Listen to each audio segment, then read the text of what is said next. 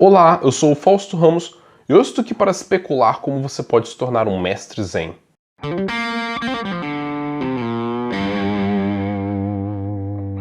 Caso você já conheça o meu canal e vocês gostariam de me apoiar para que eu continue fazendo esse trabalho tão interessante, vocês podem se tornar apoiadores ou apoiadoras do Causofia por meio da campanha do Seja Membro ou da campanha do Padrinho, cujo link também está na descrição. Quem apoia o Causofia tem a possibilidade de participar do Clube dos Caósicos no WhatsApp e das lives exclusivas para apoiadores. Eu sei que a chamada no começo do vídeo foi bem audaciosa, dizer que vocês podem ser mestres zen,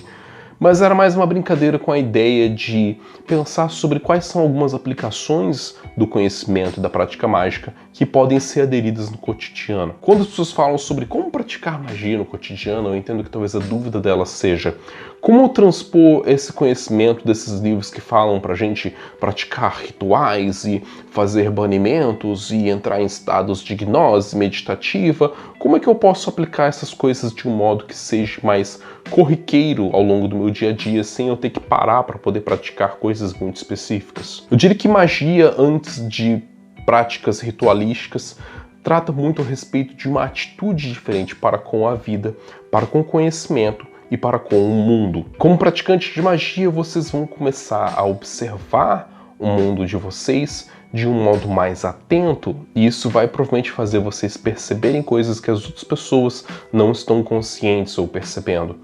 Eu diria que a posição de observar as coisas que vocês podem aprender, por exemplo, por meio da prática meditativa, de se colocarem como observadores de si mesmo, vai fazer com que ao longo do dia a dia vocês tenham lapsos mais prolongados dessa autoconsciência e de uma consciência mais apurada a respeito dos seus arredores. Ao serem capazes de observar o mundo com mais atenção, vocês vão ser capazes de interferir e agir sobre várias situações que de outra forma vocês não chegariam à solução que vocês chegaram, simplesmente porque vocês não estavam atentos ao que estava acontecendo e o como estava acontecendo. Um outro ponto a respeito disso é também não apenas a escolha de observar e escolher como agir, mas escolher quando agir.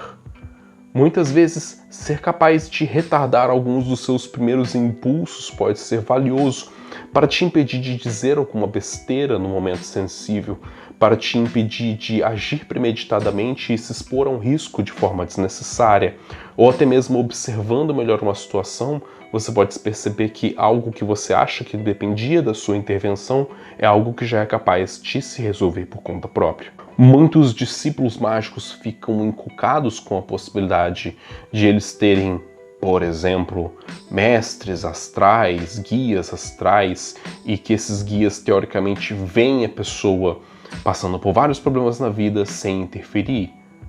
Bom, pode ser que eles estão simplesmente exercitando a capacidade deles de observar para saber pontualmente quando ou como interferir ou se interferir. Isso é, se vocês aceitarem a ideia de um paradigma espiritual e de guias e mestres astrais. A mesmo tipo de postura e atitude vocês podem observar em pessoas que acabam assumindo uma posição de mestre ou de mentores dentro do caminho mágico, que nem sempre eles vão estar fazendo tudo pelos seus discípulos, mas vão observar muito atentamente como os seus discípulos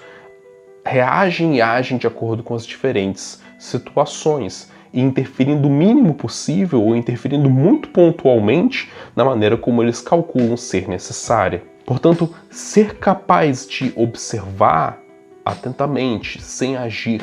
e escolher a forma de agir que é mais eficiente e pontual, essa economia de energia é algo que vem a partir da sabedoria que você adquire ao se colocar diante do mundo por meio de um logos mágico, um logos que penetra profundamente a sua sensibilidade nas coisas, nas pessoas, e por conta disso adquire uma sabedoria para a ação muito mais apurada do que as pessoas que tentam sair resolvendo e ajudando e fazendo de tudo, sem calcularem bem, sem medirem bem se o que essas ações que elas estão assumindo são de fato transformadoras ou efetivas para atingir os resultados que elas querem.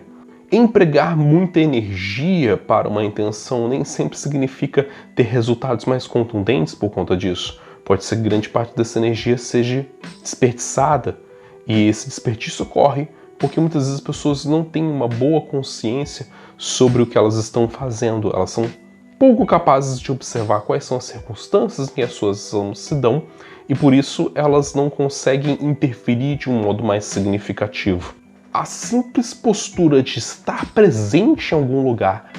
já é a ação necessária para transformar aquele espaço e até mesmo para modificar o resultado que teria daquilo que está se desenrolando na sua frente. Ser capaz de perceber a imponência da sua própria presença já é algo significativo e transformador. Ser um praticante de magia, na minha opinião, é de alguma forma aprender a ser uma pessoa sábia. E é o tipo de sabedoria que você desenvolve por meio da prática mágica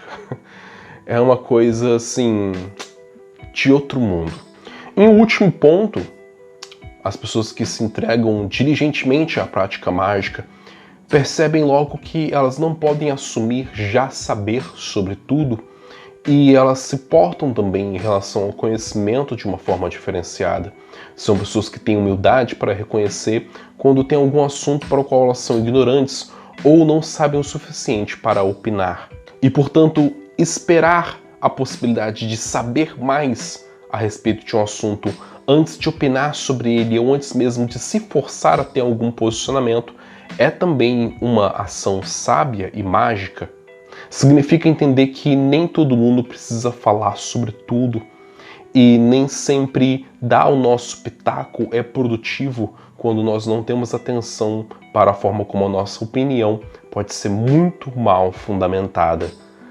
A prática mágica leva as pessoas a terem mais responsabilidade com as palavras delas e com o efeito dessas palavras, principalmente sobre outras pessoas.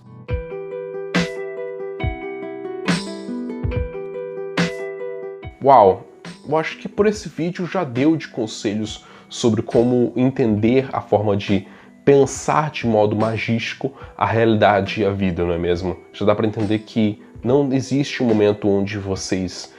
praticam magia e são magos e magas de fato e em outro momento em que vocês não são. A chave vira de verdade quando você descobre que você vai estar sempre encarando o mundo por meio do Logos mágico. Portanto, se vocês quiserem aprender um pouco mais sobre magia comigo, eu recomendo vocês darem uma olhada nos links que tem na descrição sobre os cursos que eu estou disponibilizando ou os serviços que eu estou oferecendo. Para mais toques e conselhos profundos, mantenham-se assinados com Caosofia e até por acaso.